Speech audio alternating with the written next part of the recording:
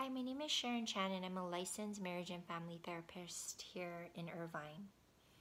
I wanted to address a question that I get a lot with the clients that come into my office. And that question is, how do I deal with toxic people in my life that I'm close to? Very hard and valid and challenging situation, right? I first want to emphasize, if you're listening to this video, that if your physical or sexual or sometimes even emotional safety is being compromised, that should be at the forefront of what to focus on and how to keep yourself safe.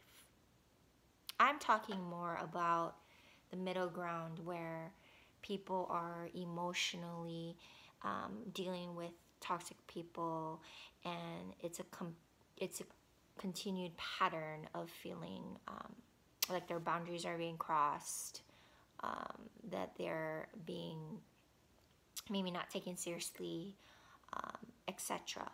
Okay, so I've come up with kind of 4 kind of guidelines that might be helpful, and I'm going to be looking at my thoughts down on the paper just in case you see me looking down. Anyways, let's get to it. The first one is to figure out what your own personal specific needs are. Okay, what are your needs? How do you feel when you're around this person? What do you need when things get intense or escalated, or when there's conflict? What do you personally need? Number 2, from those needs, there should come or can come your boundaries. So what are your specific boundaries that you need? Remember that you also set the tone of a relationship.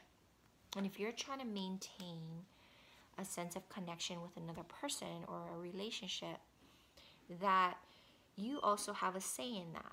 Now, a lot of times people that come to me say they have a sense of guilt, unfamiliarity, or just being really uncomfortable with setting boundaries. I want to say, first of all, that's totally common, especially if you're dealing with a toxic person on your end. But I want to encourage you to take it even a step further and to try to figure out what those boundaries are. And maybe if the guilt continues to be a factor, I would really maybe recommend seeking out a professional or someone that you really trust, that you feel safe with, that you can explore those feelings with. So number 2 again is establish your boundaries. And in that is to make sure that you are being consistent, to follow through, and also to continue to reinforce what your boundaries are. I'm going to give you point number 3, which is also a prime example of this, of something that you can use with you. It's kind of like a sentence stem or a paragraph that you can take with you when you're dealing with someone that is toxic, that might be disrespecting your boundaries. This can be helpful in the heat of the moment, or even to reinforce before, saying, hey, when this happens, I'm going to do this. And even after, reactive, after the situation has calmed down, to let that toxic person know, hey, when this happens, I'm going to continue to do this. You are changing what is called a pattern. Okay, so this is a sentence stem. When this happens, fill in the blank. I will need to leave the situation because I don't feel like my boundaries are being respected. Okay, I'm going to fill in the blank for you just to give you a couple examples. When you yell at me and call me names, I'm going to leave the situation because I don't feel my behaviors are being respected, or I don't feel like this is effective to our communication, or I don't feel like you're hearing and I'm hearing what we need. Okay? Or when this happens, I am going to go and take a walk and come back, and if we can discuss this in a more calm manner, then maybe we can continue this conversation. So what you're doing is you're setting up the tone, you're verbalizing your needs, you're setting a boundary, and you're also if you're choosing to stay in this relationship or choosing to be connected to this person, you're not losing that relationship. You're still saying, in order to maintain this relationship, I need this boundary to be understood. Number 4 is probably the hardest one, in my opinion, is don't wait until they get or understand you or respect your boundaries in order to verbalize and implement those boundaries. Now, a lot of times it makes sense. We have these longings to be understood, to be respected, and to be close to someone. Especially the closer they are to us, probably the more that we want them to get us or to have this bond with us, right? Totally understandable.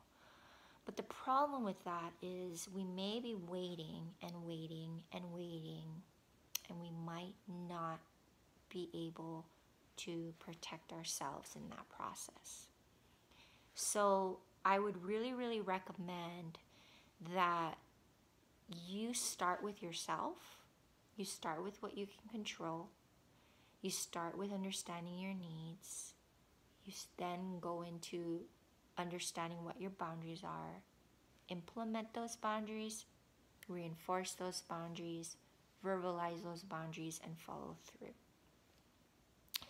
A lot of times, if we work on ourselves, the pattern will naturally evolve because the response on their end can be the same, but you are still standing up and protecting and advocating and presenting your own needs in the way that works for you.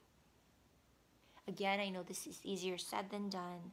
There's probably multiple layers of things going on in yourself, in the dynamic with the other person.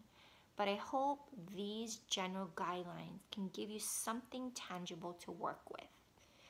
And wherever you are, I would recommend that because this work is really tricky and it's really challenging, I would recommend that you seek out the support that you need to heal and to grow and to be able to implement these things in the ways that fit for you. Thank you and have a great day. Thank you so much for listening.